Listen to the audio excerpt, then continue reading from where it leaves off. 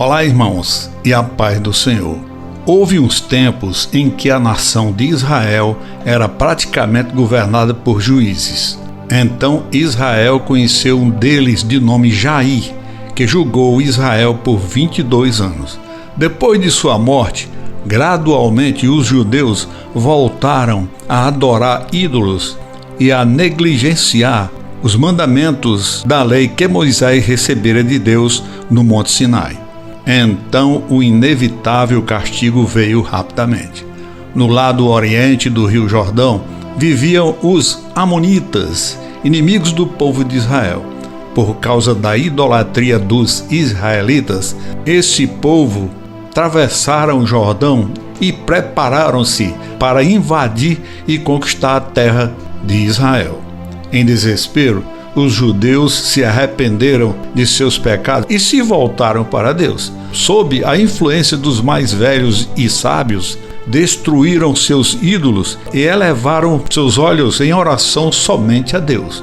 O alívio chegou quase imediatamente, pois os amonitas se retiraram para Gileade e lá acamparam. Isso deu aos judeus a oportunidade de reunir suas forças em Mispá. O povo estava ansioso para defender sua terra, mas não tinha um líder. Então eles se lembraram de um grande guerreiro de nome Jefté. Jefté, que havia sido expulso da casa de seus meio-irmãos, porque ele era filho de uma prostituta de seu pai. Diziam seus irmãos: você não terá parte de nosso pai, porque és filho de uma prostituta. Jefté foi viver na terra de Tobi e lá logo se tornou o líder de um grupo de homens bravos e destemidos. Os anciãos de Gileade chamaram Jefté e pediram que se tornasse seu líder. Porém, recusou-se a princípio, lembrando-lhes da injustiça que havia permitido que lhe fosse feita. Mas depois concordou em assumir a liderança, desde que fosse reconhecido pelos anciãos de Gileade como seu chefe. Ao se tornar líder da nação de Israel, Jefté tentou primeiro resolver a disputa com os amonitas por meios diplomáticos.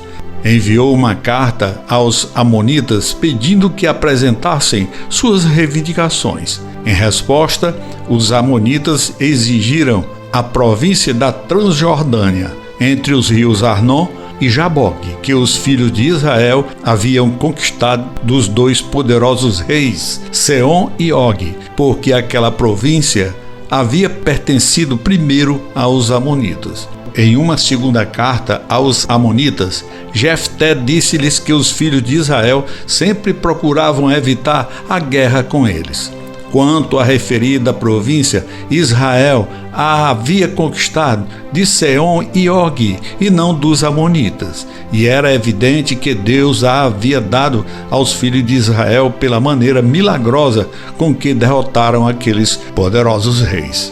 Por fim, Jefté os advertiu de que um destino semelhante aguardava os amonitas, a menos que se retirassem praticamente da terra de Israel. Quando Jefté percebeu que suas anotações falharam, estava pronto para a guerra. Ele, movendo seus homens por estreitos desfiladeiros nas colinas até alcançar a terra dos amonitas. Encontrando pouca resistência ali, já que o grosso do exército amonita estava em Gileade, Jefté rapidamente capturou todas as cidades fortes e fortificadas de Amon. Os amonitas foram forçados a recuar para suas terras, mas o destino da batalha já estava selado. A vitória de Jefté foi completa e esmagadora.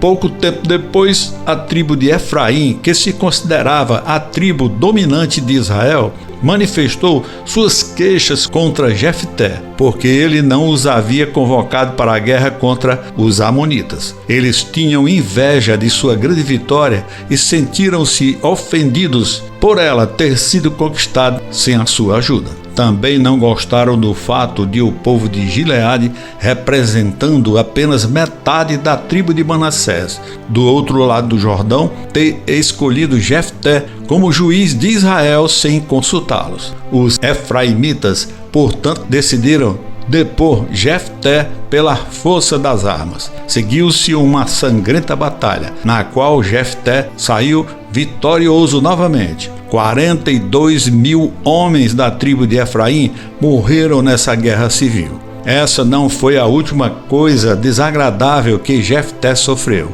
mesmo em sua glória, pois antes de partir para lutar contra os amonitas, Jefté havia feito um voto de sacrificar a Deus tudo o que saísse primeiro de sua casa para recebê-lo, caso retornasse vitorioso.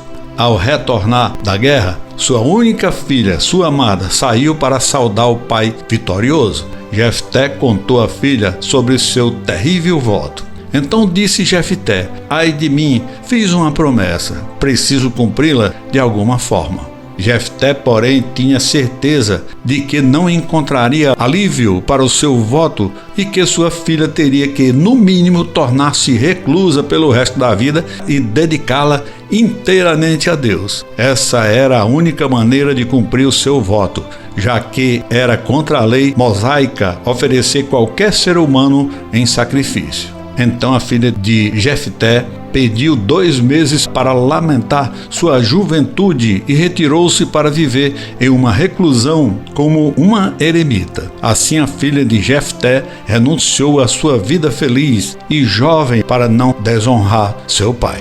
Jefté governou como juiz por cerca de 6 anos, até a sua morte. Ele não teve filhos, e após sua morte, as tribos de Israel se desuniram novamente. No entanto, Jefté havia salvado o povo de Israel dos amonitas, e enquanto ele foi juiz, o povo de Israel permaneceu fiel à lei e ao Deus de seus pais. Apesar de suas vitórias e da afirmação bíblica de que foi inspirado pelo Espírito Santo, Jefté é frequentemente retratado pelos pensadores como uma pessoa insignificante ou tola. Ele é classificado entre os tolos que fizeram votos imprudentes, como está em Eclesiastes capítulo 4, versículo 7, e em Gênesis capítulo 60, versículo 3. Jefté, de fato, imolou a sua filha no altar, o que é considerado um ato criminoso. Por isso, para muitos, Jefté era um homem ignorante. Caso contrário, saberia que um voto desse tipo seria um absurdo e contraria a lei de Deus. Amém, irmãos, e fiquem com Deus.